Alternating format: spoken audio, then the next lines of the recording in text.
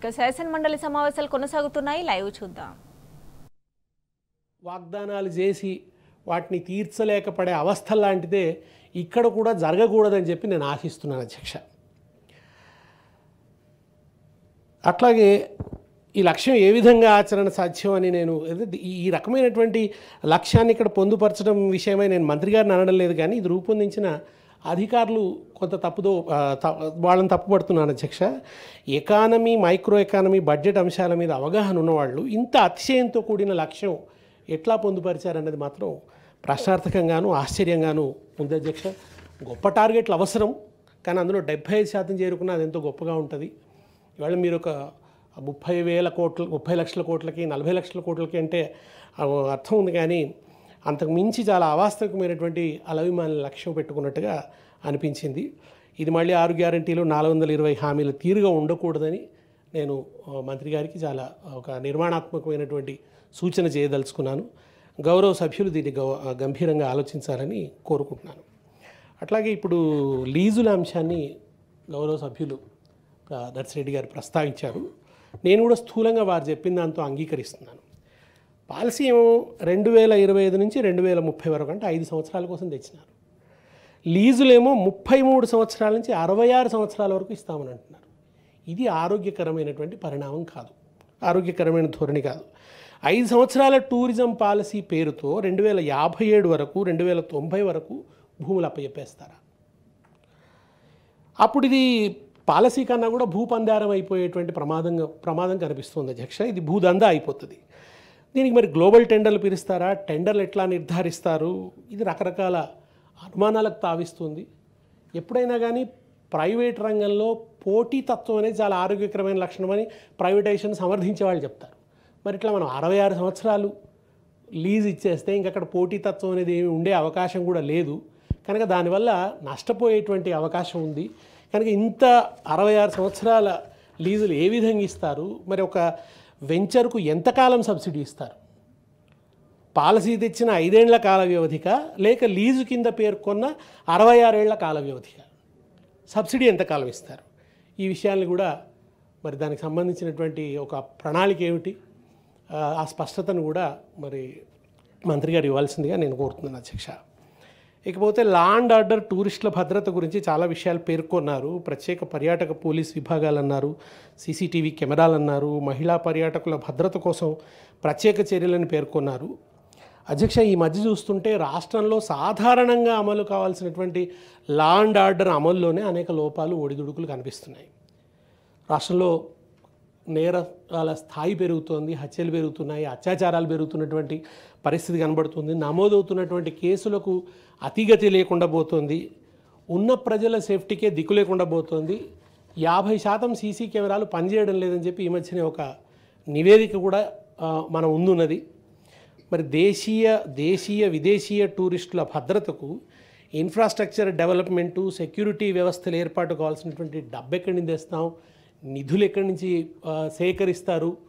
ఎందుకంటే ఒకవైపు వివిధ వర్గాలకు ఇప్పటికే ఇచ్చినటువంటి హామీలు అమలు చేయడానికే మనం మళ్ళా గుల్లాలు పడుతున్నటువంటి పరిస్థితి, ఆపసోపాలు పడుతున్నటువంటి పరిస్థితి ఉంది. ఇప్పుడు ఆటో కార్మికులకు 12,000 ఇస్తామన్నారు.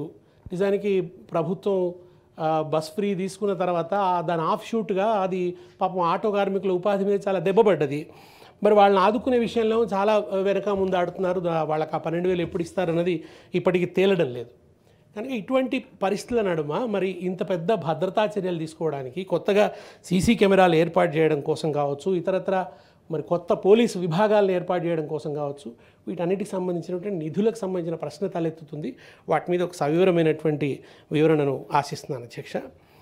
అట్లాగే మనకి ఇప్పుడు చూస్తే అధ్యక్ష, సినిమాల ప్రీ రిలీజ్ ఫంక్షన్స్కే పర్మిషన్ ఇచ్చేటువంటి పరిస్థితులు లేవు. భద్రతకు సంబంధించినటువంటి ఉన్న పరిమితుల రీత్యా ఒక సినిమా అధ్యక్ష ఆ మధ్య వాళ్ళు ప్రీ రిలీజ్కు పర్మిషన్ అడిగితే మేము ఇవ్వలేమని చెప్పారు గవర్నమెంట్.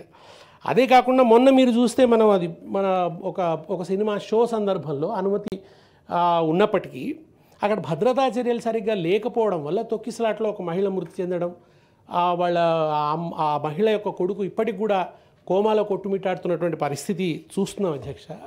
నిజానికి ఈ బెనిఫిట్ షోల ద్వారా 28% GST వస్తుంది ఆ టికెట్ల మీద. 14% స్టేట్ ఖజానాకు, మరో 14% సెంట్రల్కు పోతుంది. మళ్ళీ దాంట్లో స్టేట్కు సెంట్రల్కి పోయిన దాంట్లో కూడా 2.1% వస్తుంది. 1000 రూపాయల టికెట్ ధరలో 140 రూపాయలు రాష్ట్రానికి, 140 రూపాయలు కేంద్రానికి, అందులో 2.1% తిరిగి రాష్ట్రానికి వస్తుంది కదా. ఇట్లాంటి చోటనే ఇంత భయంకరమైన భద్రతా వైఫల్యాలు చోటు చేసుకుంటున్నాయి. మరి టూరిజము ఇంకా ఈవెంట్స్ పాలసీలు ఇవన్నీ రకరకాలవి చేస్తామన్నప్పుడు భద్రతకు సంబంధించినటువంటి చాలా ప్రశ్నలు వెలువడుతున్నాయి. వీటికి సంబంధించినటువంటి ఆ పటిష్టమైన వ్యూహం ఏమిటి, నిధులు ఏమిటి, ప్రణాళిక ఏమిటి అన్న విషయంలో కూడా మరింత స్పష్టతను ఆశిస్తున్నాను అధ్యక్ష.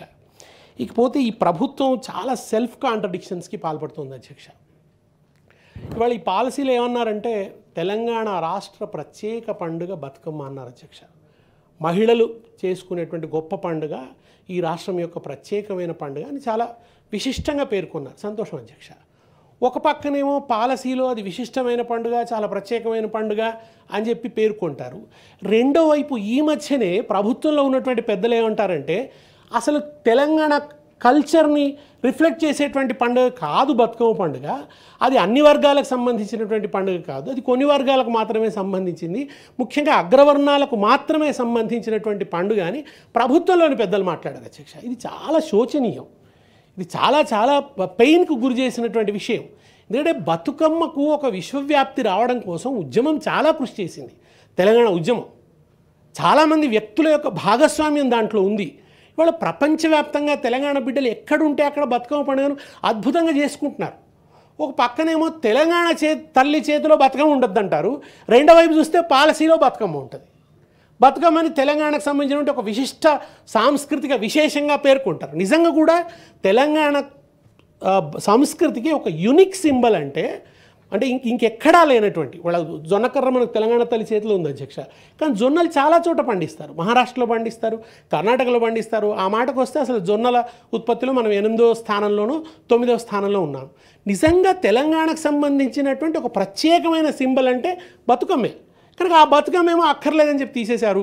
మళ్ళీ ఇక్కడికి వచ్చేటప్పటికేమో బతుకమ్మని ఒక కల్చరల్ ఐకాన్గా చెప్పేటువంటి ప్రయత్నం చేశారు.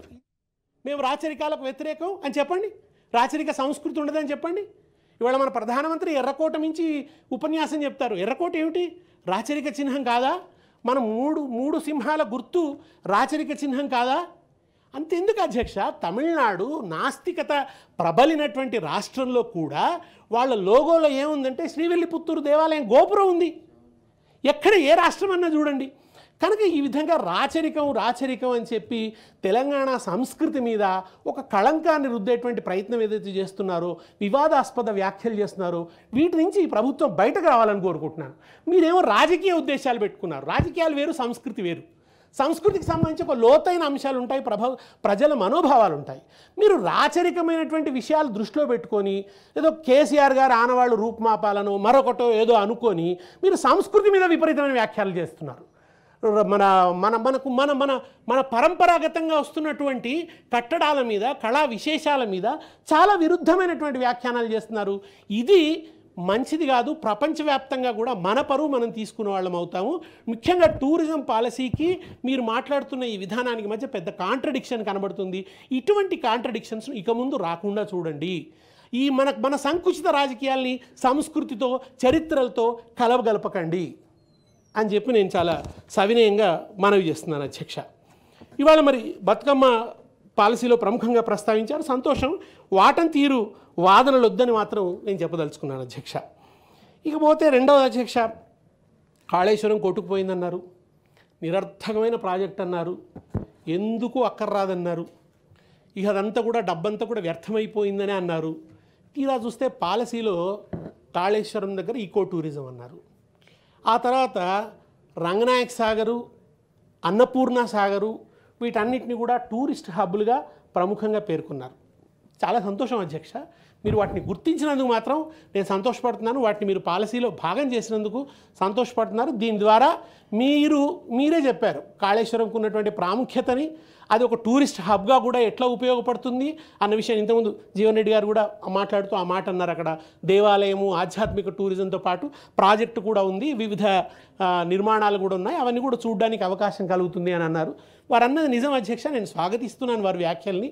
కనుక ఇట్లా ఒక ముద్ర వేసేదంతా పనికిరానిది ఒక పక్కన, ఇది కూడా ఒక సెల్ఫ్ కాంట్రడిక్షన్ అధ్యక్ష. దాన్ని ఒక టూరిస్ట్ హబ్గా పేర్కొన్నారు అధ్యక్ష. ఇంకొకటి కేసీఆర్ గారు ఏం కట్టలేదు అని అంటారు. మరోవైపు యాదాద్రిని ఒక మన ఇదేమిటి మన టూరిస్ట్ హబ్గా పేర్కొన్నారు అధ్యక్ష. ఎందుకు మనకి హిపోక్రసీ? గత ప్రభుత్వం అంతా విధ్వంసమే, అభివృద్ధి లేదంటే నేను ముఖ్యంగా టూరిజం మంత్రి గారు నాకు చాలా సన్నిహితులు.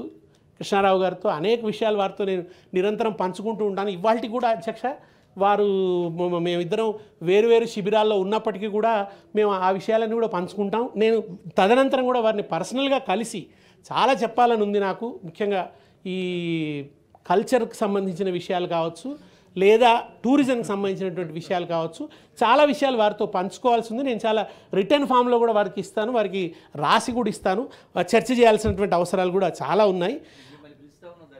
తప్పకుండా వస్తాను సార్, తప్పకుండా వస్తాను. మీ ఆహ్వానాన్ని నేను చాలా సంతోషంగా ఆమోదిస్తాను సార్, తప్పకుండా వస్తాను. అట్లాగే అధ్యక్ష, ఇప్పుడు మీరు ప్రతిసారి గత ప్రభుత్వం అంతా విధ్వంసం అంటే తప్పకుండా వస్తాను. ఎందుకంటే చరిత్ర సంస్కృతి ఇవి డిఫరెంట్ సార్. ఇప్పుడు మేము కోదండరామ్ సారు మేము కలిసి ఎన్నో విషయాలు మాట్లాడాం. ఉద్యమ కాలంలో వివిధ ప్రాంతాలు తిరుగుతూ ఇవన్నీ కూడా చర్చించినాం. ఉద్యమానికి ఒక ప్రబలమైన సాంస్కృతిక కోణం ఉంది అధ్యక్ష. ఇప్పుడు మీరు పదే గతం అంతా విధ్వంసమే, ఏం లేదు అని అంటే ఒక్కసారి మనం సభకు సంబంధించిన పాత రికార్డులు తిరిగేస్తే పుంఖానుపుంఖాలుగా గత ప్రభుత్వాన్ని ప్రశంసించినటువంటి టూరిజం మంత్రి గారి వ్యాఖ్యలే కనిపిస్తాయి అధ్యక్ష. అనేక రికార్డులు మనం ఇవాళ తీసి చూస్తే ఆ వ్యాఖ్యలు చాలా ఉంటాయి. కనుక మీరు ఊరికే అట్లా అతివ్యాప్తికి లోను కావద్దని చెప్పి నేను విజ్ఞప్తి చేస్తున్నాను. మొన్నటి వరకు కూడా మీరు ఆ ప్రభుత్వంలో భాగం. ఒకవేళ 2018 ఎన్నికల్లో మీరు కనుక ఓటమి పాలై కాకుండా ఉండుంటే మొన్నటి వరకు కూడా మీరు మంత్రిగా ఉండేటువంటి అవకాశం ఉండేది. డెఫినెట్లీ అందుకని అతివ్యాప్తికి గురి కావద్దు అంటున్నాను. నేను ఓవర్ టోన్స్ ఉండొద్దు అని అంటున్నాను. అట్లాగే ఇంతకుముందు మా మసోన్సారి గారు ఒక విషయాన్ని ప్రస్తావించారు. 2022లో టూరిస్టుల సంఖ్య బాగా తగ్గిందని ఈ పాలసీలో గత ప్రభుత్వాన్ని నిందించారు. అంటే ఎంత కెపాసిటీ ఉందో తెలంగాణకు అంత టూరిస్టులను ఆకర్షించలేదు, దానికి నిదర్శనం అని చెప్పి 2022 సంవత్సరాన్ని పేర్కొన్నారు అధ్యక్ష. దాన్ని మసోన్సారి గారు సరిగ్గా పాయింట్అవుట్ చేశారు. సార్ 2023 వరకు కూడా కోవిడ్ ప్రభావం ఉంది. టూరిజం అనేది ఈ మధ్యనే కాస్తో కూస్తో సార్ పెద్ద ఆర్థిక వ్యవస్థలే కుదేలైపోయినాయి సార్. అవును, నోట్ల రద్దు ఉంది, తర్వాత కరోనా ఉంది. ఒక్క నిమిషం సార్, నన్ను మాట్లాడివ్వండి సార్. అనేక ఆర్థిక వ్యవస్థలు కుదేలైనాయి. టూరిజం మీదనే ఆధారపడ్డటువంటి దేశాల పరిస్థితి అధ్వాన్నంగా తయారైంది. ముఖ్యంగా శ్రీలంక ఉదంతం. ఇవాళ కూడా శ్రీలంక కోలుకోలేనటువంటి పరిస్థితి ఉంది. 2023 వరకు కూడా టూరిజం మన కరోనా ప్రభావం కొనసాగింది. ఆ తదనంతరం కూడా వెంటనే కోలుకుంటుందా అధ్యక్ష? దానికి చాలా ఊపిరి తీసుకోవడానికి చాలా సమయం పడుతుంది కదా. అసలు మళ్ళీ జనాలు ఎప్పట్లాగా ఆ ఫ్లో రావడం కానీ, జనాలు పర్యటనలు చేయడం కానీ, ఆయా దేశాలు నిబంధనలు ఎత్తేయడం కానీ పర్యాటకులకు సంబంధించి అది చాలా కాలం గడిచింది అధ్యక్ష. కనుక మనం ఇప్పుడిప్పుడే కదా టూరిజం గాడిన పడుతుంది. కనుక ఇటువంటి అతివ్యాప్తికి లోను కావద్దని చెప్పి నేను వారిని కోరుతున్నాను అధ్యక్ష. అట్లాగే నిజానికి చాలా ఉన్నాయి అధ్యక్ష. మనం చాలా ఆర్కియలాజికల్ సైట్స్ పెంచాల్సినటువంటి అవసరం ఉంది. మన దగ్గర 100కు పైగా ఫోర్టిఫికేషన్స్ ఉన్నాయి అధ్యక్ష. 100కు పైగా కోటలు ఉన్నాయన్నది ఒక రికార్డు. వాటన్నిటిని కూడా మనం గుర్తించవలసినటువంటి అవసరం ఉంది. వాటన్నిటిని కూడా లిస్ట్ అవుట్ చేయాల్సినటువంటి అవసరం ఉంది. అక్కడ చాలా అభివృద్ధి సంబంధించినటువంటి చర్యలు తీసుకోవాల్సినటువంటి అవసరం ఉంది. బౌద్ధ కేంద్రాలు ఉన్నాయి. సెంట్రల్ గవర్నమెంట్ ఇచ్చేటువంటి రకరకాల స్కీమ్లకు సంబంధించినటువంటి నిధులను ఎట్లా ట్యాప్ చేయొచ్చో కూడా ప్రత్యేకంగా ఆలోచించాలి. ఒక్క విషయం నేను సభ ముందు పెట్టదలుచుకున్నాను అధ్యక్ష. ఇవాళ హైదరాబాదులో ఉన్నటువంటి అత్యున్నతమైన చాలా ఎత్తైనటువంటి అంబేద్కర్ విగ్రహం మన రాష్ట్రానికి గర్వకారణం. అంబేద్కర్ ఎంతటి మహనీయుడు అనేది నేను ఇవాళ మళ్ళీ ప్రత్యేకంగా ఒక ఉపన్యాసం లేకుంటే నాలుగు విషయాలు ఇప్పుడు ప్రత్యేకంగా ప్రస్తావించాల్సినటువంటి అవసరం లేదు అధ్యక్ష. అదంతా మనందరి అవగాహనలో ఉంది. మనందరం కూడా ఎంతో గౌరవంగా సమ్మానంగా చూసేటువంటి చాలా మహనీయుడైనటువంటి వ్యక్తి, రాజ్యాంగ నిర్మాత, భారతరత్న అంబేద్కర్ గారి విగ్రహం.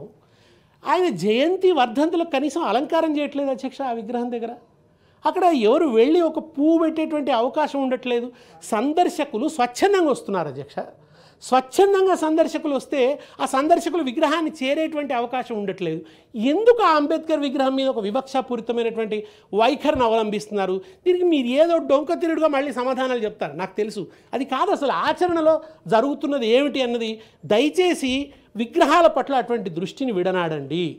రేపు మీరు గాంధీ విగ్రహం పెడుతున్నారంటున్నారు. రేపు మీరు గాంధీ విగ్రహం పెడితే ఆ తర్వాత వచ్చే ప్రభుత్వానికి గాంధీ విగ్రహం అస్పృశ్యం కాకూడదు. నిజానికి నేను పర్సనల్గా నేనైతే ఈ ఉన్నతమైన పెద్ద విగ్రహాలు పెట్టడం పట్ల నాకు కొన్ని భేదాభిప్రాయాలు కూడా ఉన్నాయి అధ్యక్ష. ఇవాళ విషాదం ఏంటంటే అధ్యక్ష, గాంధీ రచించినటువంటి వర్క్స్ దాదాపు 60-65 వాల్యూమ్స్ ఉన్నాయి. అవి తెలుగులో లేవు అధ్యక్ష, ఇంగ్లీష్లోనే ఉన్నాయి. ఇవాళ ఇన్నేళ్ల కాంగ్రెస్ ప్రభుత్వం మన గాంధీజీ వారసులం అనుకుంటారు, లేదా స్వతంత్ర భారత పోరాటానికి వారసులం అని ఇక్కడ ఇన్నేళ్లుగా కాంగ్రెస్ ప్రభుత్వాలు ఉన్నాయి. ఇవాళకి నేను మొన్న చదువుదామని చాలా ఉత్సుకతతో ప్రయత్నించాను అధ్యక్ష. ఎందుకంటే ఈ మత కల్లోలాలు పెరుగుతున్నటువంటి దశలో గాంధీ రిలవెన్స్ ఏమిటి, గాంధీని ఒకసారి రీవిజిట్ చేయాలి, చదువుదామని అనుకుంటే గాంధీ వర్క్స్ ఏవి తెలుగులో అందుబాటులో లేవు అధ్యక్ష. కనుక మనం మూర్తి కన్నా స్ఫూర్తిని తీసుకోవడం ఎక్కువ ఇంపార్టెంట్. సరే, నెలకొల్పి ఉన్నటువంటి విగ్రహాల పట్ల నిరాదరణ వద్దు. అట్లాగే ఎదురుగా అమరజ్యోతి ఉంది. ఆ అమరజ్యోతిలో కూడా మన ఆ అమరజ్యోతి నిర్మాణం, దాంట్లో చాలా పెద్ద హాల్స్ ఉన్నాయి. తర్వాత ఒక గ్యాలరీ ఏర్పాటు చేద్దామని ఆలోచనతో ఒక గ్యాలరీ ఉంది. ఆ గ్యాలరీలో తెలంగాణ చరిత్రను, థ్యాంక్ యూ సార్, తెలంగాణ చరిత్రని ప్రతిఫలించే విధంగా గ్యాలరీని కూడా మనం తీర్చిదిద్దుకోవాల్సినటువంటి అవసరం ఉంది అధ్యక్ష. అట్లాగే నేను ఒక విజ్ఞప్తి చేయదలుచుకున్నాను, కంక్లూడ్ చేస్తాను సార్. మీరు నాకు మంత్రి గారు ఆవేదన చాలా గొప్పగా అనిపించింది అధ్యక్ష. వారు ఈ రాష్ట్రంలో ప్రబలుతున్న విష సంస్కృతి పట్ల, వ్యాపార సంస్కృతి పట్ల, ఒక లుంపెన్ కల్చర్, ఆవార కల్చర్ ఏదైతే పెరుగుతుందో దీన్ని కట్టడి చేయడానికి, దీన్ని నిరోధించడానికి ప్రభుత్వం వైపు నుంచి ఒక ప్రయత్నం అవసరం అని చెప్పారు అధ్యక్ష. అది నిజంగా కూడా స్వాగతించాల్సినటువంటి అవసరం. మనకు ఒక్కోసారి ఏమవుతుందంటే కనుక ప్రాస్పరిటీ పెరుగుతున్నప్పుడు దాంతోపాటు ఒక వెకిలి సంస్కృతి వస్తుంది. ఆ వెకిలి సంస్కృతి అనేది వాళ్ళు మనం చాలా చోట్లలో చూస్తున్నాం. వాట్లల్లో ప్రధానమైనది సినిమా సంస్కృతి అధ్యక్ష. వ్యాపార విలువలు వేరు, ఉదాత్తమైనటువంటి సాంస్కృతిక విలువలు వేరు. నేను చాలా ఆవేదనతో ప్రభుత్వానికి ఒక సూచన చేయదలుచుకున్నాను. ప్రభుత్వ కార్యక్రమాల్లో చవకబారు సినిమా పాటల కార్యక్రమాలు పెట్టకండి. మీరు సంస్కృతిని ప్రేమించేవాళ్ళు, ఉదాత్తమైన సంస్కృతి రావాలనుకుంటున్నారు. ఈ మధ్య జరిగినటువంటి విజయోత్సవాలలో చాలా వికృతమైన, వికారమైనటువంటి సినిమా పాటల్ని ప్రభుత్వ వేదికల నుంచి వినిపించారు. గౌరవ ఉప ముఖ్యమంత్రి గారు వస్తున్నప్పుడు అక్కడ పాడుతున్న పాట వింటే చెవులు మూసుకోవాలి అధ్యక్ష. ఎందుకులేండి, ఆ పాటను ప్రస్తావించడం కూడా చాలా అసభ్యంగాను ఇబ్బందికరంగాను ఉంటుంది. నేను అది ప్రస్తావించదలుచుకోలేదు. కనుక ఇటువంటి సంస్కృతిని, సరే రాష్ట్రంలో ఉంది, వ్యాపారాలు ఇవన్నీ నడుస్తుంటాయి, కానీ ప్రభుత్వ వేదికల మించి ఇస్తే మనం వాటికి ఒక గుర్తింపునిచ్చినట్టు అవుతుంది, ఎండార్స్ చేసినట్టు అవుతుంది. దయచేసి ఇటువంటి విషయాలలో ఖచ్చితమైనటువంటి జాగ్రత్తలు తీసుకోవాలి. గొప్ప కూచిపూడి నాట్యాలు ఉన్నాయి, ఆంధ్ర నాట్యం ఉంది, లేదా మన దగ్గర నుంచే వచ్చినటువంటి ఒక పేరిణి శివతాండవం ఉంది. మీరు అద్భుతంగా తెలంగాణ చరిత్ర మీద రూపకాలు తయారు చేయించండి, కల్చరల్ డిపార్ట్మెంట్ ద్వారా రూపకాలు తయారు చేయించండి. అది మీరు ప్రాచీన నాట్య పద్ధతుల్లో చేస్తారా, జానపద పద్ధతులలో చేస్తారా, ఇవన్నీ చేయండి. వీటి ద్వారా అద్భుతమైనటువంటి కార్యక్రమాలను మీరు రూపొందించి తెలంగాణ ప్రజల ఆత్మగౌరవం సమున్నతంగా చాటే విధంగా అటువంటి కార్యక్రమాల్ని తీసుకోవాలని చెప్పి కోరుతూ నాకు ఈ అవకాశం ఇచ్చినందుకు